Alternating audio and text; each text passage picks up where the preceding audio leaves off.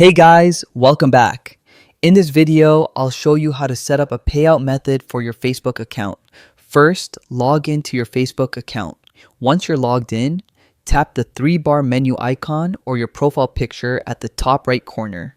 Then click on Settings. Next, scroll down until you see the Payment section, and under that, select Payouts.